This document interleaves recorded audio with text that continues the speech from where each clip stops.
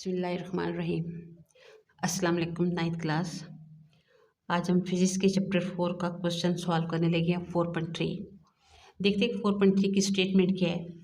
Find the magnitude and direction of a force if its x component is 12 newton and y component is 5 newton. अब यहाँ हम force उसी वक्त find कर सकते हैं जब हमें इस फोर्स के दोनों कंपोनेंट मालूम हो। उसके बाद हम देखते हैं कि फाइंड द मैग्नीट्यूड। अब मैग्नीट्यूड क्या होता है? मैग्नीट्यूड होती है कोई भी न्यूमेरिकल वैल्यू, जिस तरह हम कह सकते हैं 5, 10, 6, और उसके साथ उस यूनिट। जब हम सिर्फ 5 लिखेंगे तो हमें किसी को कहेंगे 5 तो वो क्या कहेगा 5 क्या है, हम 5 kg कहेंगे, फिर उसका मैग्नीट्यूड पता चलेगा। हम मीटर लिख सकते हैं, सेंटीमीटर लिख सकते हैं, यानी न्यूमेरिकल वैल्यू और उसके साथ कोई भी यूनिट। अब देखते हैं वो कह रहे हैं कि एक फोर्स फाइंड करो, तो फोर्स तभी कंप्लीट फाइंड होगी जब उसका मैग्नीट्यूड और डायरेक्शन दोनों हम फाइंड करेंगे। क्यों? क्योंकि फोर्स एक वेक्टर क्वांटिटी है और वेक्टर क्वांटिटी का मैग्नीट्यूड भी होता है और डायरेक्शन भी होती है। अब इसके क्वेश्चन के कितने पार्ट हो गए? 2। अब सबसे पहले हम देखेंगे गिवन डेटा क्या है। एक्स कंपोनेंट है 12, वाई कंपोनेंट है 5 न्यूटन। अब यहाँ पे फोर्स फाइंड करनी है, उसको पार्ट 1 कह देते हैं, और डायरेक्शन फाइंड करनी है, उसको पार्ट 2 कह देते हैं। अब पार्ट 1 के लिए हम फार्मूला अप्लाई करते हैं। For force applying formula F is equal to f x square plus f y square. अब यहाँ हमने एक राइट एंगल ट्रायंगल बनाया। अब इसका परपेंडिकुलर क्या है? 5 न्यूटन, यानी एफ वाई 5 है, एफ एक्स 12 है। ये तो दोनों चीज़ हमें गिवन है, और ये जब हम फाइंड करेंगे तो फाइंड करने के बाद यहाँ पे लिखना है। अब यहाँ एफ एक्स और एफ वाई की वैल्यू गिवन है। अब हम इस फार्मूले में दोनों की वैल्यू लगाते हैं। जब हमने दोनों की वैल्यू लगाई है तो यहाँ पे 12 का स्केयर 144 और 5 का स्केयर 25, जब दोनों को ऐड किया तो 169, और अंडर रूट लेने के बाद इसकी वैल्यू आ गई 13। ये 13 हम इधर लगाया। आप ये डायग्राम बनाएं ताकि देखने वाले को पता चले कि आपका कंसेप्ट क्लियर है। इस तरह आप डिटेल से क्वेश्चन करेंगे तब आपको मार्क्स मिलेंगे। इस तरह तो हम शॉर्ट सा भी कर सकते हैं कि एक एफ का फार्मूला लगा लो, थीटा का फार्मूला लगा लो, 4 लाइनों में सवाल हो जाए। लेकिन आपने ऐसे नहीं करना, आपने बिल्कुल क्लियर लिखना है। डाटा क्या है, फाइंड क्या करना है, इसको पार्ट 1 और पार्ट 2 में सेपरेट सॉल्व करो। अच्छा, अब यहाँ पे हमने अभी 13 क्या फाइंड किया? हमने फाइंड किया कि मैग्नीट्यूड ऑफ फोर्स कितना है, सॉल्व कर लिया 13 न्यूटन के मैग्नीट्यूड कितना था 13 न्यूटन। अब हम उसका पार्ट 2 करते हैं, to find direction of force. Theta find करना है। For theta applying the formula tan theta is equal to, tan theta किसके इक्वल होता है? F of y over f of x. अब हमें एफ एक्स और एफ वाई गिवन है, हम फार्मूला लगाते हैं tan theta is equal to f y over f x. या हम क्या करेंगे कि theta is equal to direct भी लगा सकते हैं कि थीटा इज इक्वल टू, लेकिन यहाँ पहले शो करें theta is equal tan inverse f y over f x. तो एफ वाई हमारा 5 था, एफ एक्स 12 है। आप इसको डिवाइड करें तो हमारी ये वैल्यू आ जाती है। जब उसका आप tan इनवर्स कैसे लेते हैं? शिफ्ट दबा के हम उसका मतलब शिफ्ट और tan दोनों इकट्ठा प्रेस करते हैं तो हमारा क्या आ जाएगा? tan inverse. और ये वैल्यू लिख के आप जब इक्वल का साइन दबाएंगे तो आपकी ये 22.6 डिग्री वैल्यू आ जाएगी। यानी अब दोबारा एक दफ़ा बता दूं कि tan इनवर्स या cos इनवर्स या sin इनवर्स कैसे लेंगे। पहले शिफ्ट दबाएंगे, फिर साइन cos tan जो प्रेस करना है वो प्रेस करो, उसके बाद जो इसकी आगे वैल्यू होगी वो लिखो, इक्वल प्रेस करो, और आपको ये डिग्री आपकी जो भी आनी है वो आ जाएगी थीटा की वैल्यू। अब हम रिजल्ट क्या लिखेंगे? हमारा रिजल्ट आया the magnitude of force is 13 newton and its direction is 22.6 at x axis. अब देखें जी, हम इस क्वेश्चन को आप ऐसे भी फाइंड कर सकते थे सिंपली। आप देखें ये आपका क्वेश्चन यहाँ पे कंप्लीट हो गया, लेकिन आपको मैं वैसे कह रही हूँ कि कई बच्चे ऐसे करते हैं कि यहाँ पे एफ का फार्मूला लगाया फोर्स का, एफ एक्स एफ वाई की वैल्यू लगाई, सम किया 13 न्यूटन आ गया, थीटा लगाया, tan इनवर्स वैल्यू लगाई, ये आ गया। लेकिन नहीं, ऐसे क्वेश्चन करने से आपको मार्क्स नहीं मिलेंगे। जिस तरह अभी मैंने क्वेश्चन डिटेल से लिखा कि पार्ट 1 करें, पार्ट 2 करें, क्या गिवन है, कौन सा फार्मूला लगाना है, उसके बाद आप रिजल्ट लिखें, उसके बाद ये आपने डायग्राम बनाना है। इस तरह आपको अच्छे नंबर मिलेंगे। अब यहाँ पे देखें कि आपका क्वेश्चन जो है ना यहाँ तक कंप्लीट हो गया। यहाँ ये चीज़ है, मैंने एक डायग्राम बनाई है। अब यहाँ पे इसको ज़रा थोड़ा सा समझे। डायग्राम बनाई, ये इसकी बेस है। मैंने दोनों इकट्ठे लिख दिए, इकट्ठे तो नहीं लिखना था, f of x is equal to 12 और साथ मैंने बेस भी लिख दिया है। आप ये आपको बेस पता है, बेशक बेस परपेंडिकुलर हाइपोटेन्यूज काट दें।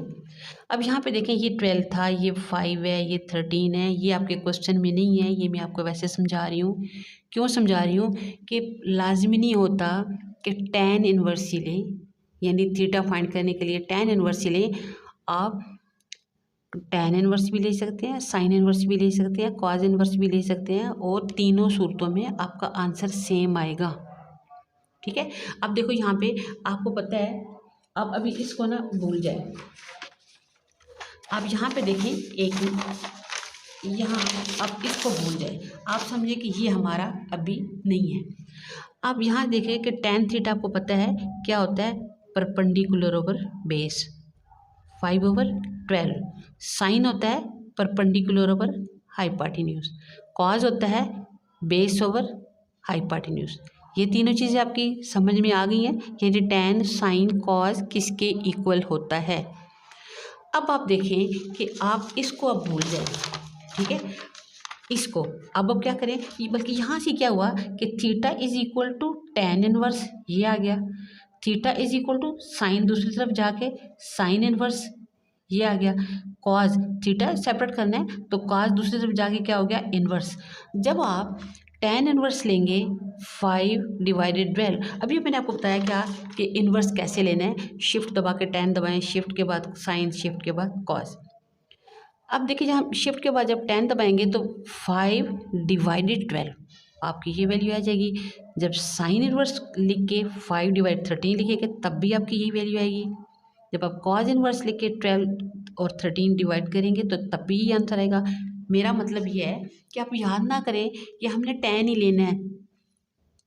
आप इनमें से तीनों, जब आपको इन ये तीनों की लेंथ फाइंड होगी तो आप कुछ भी ले सकते हैं, साइन कॉस tan, और आपका आंसर तीनों सूरतों में अगला क्वेश्चन करते हैं 4.4।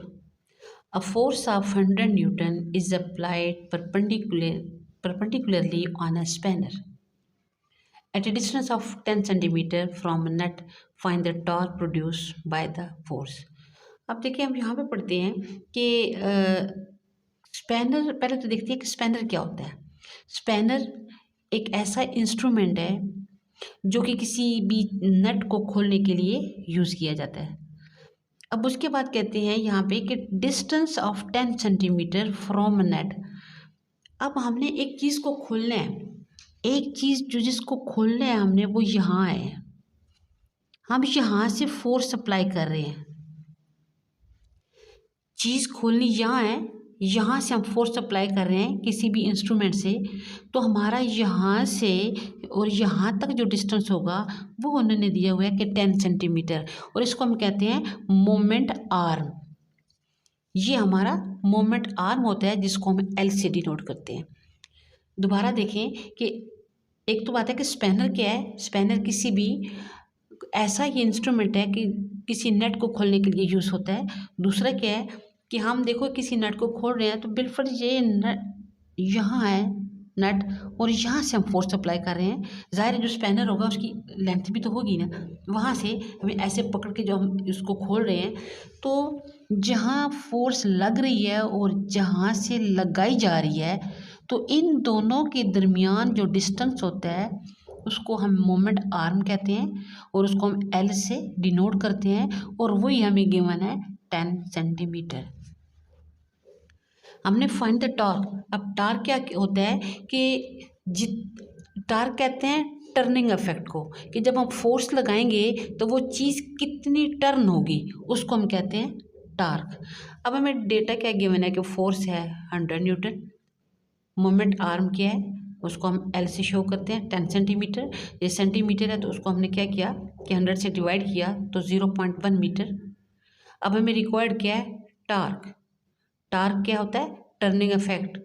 दोबारा बता रही हूँ कि टर्निंग इफेक्ट मीन अगर हम किसी चीज़ पर फोर्स लगा रहे हैं तो वो फोर्स लगाने से वो चीज़ कितनी टर्न हुई, वो कितनी मुड़ी, उसको कहते हैं टार्क।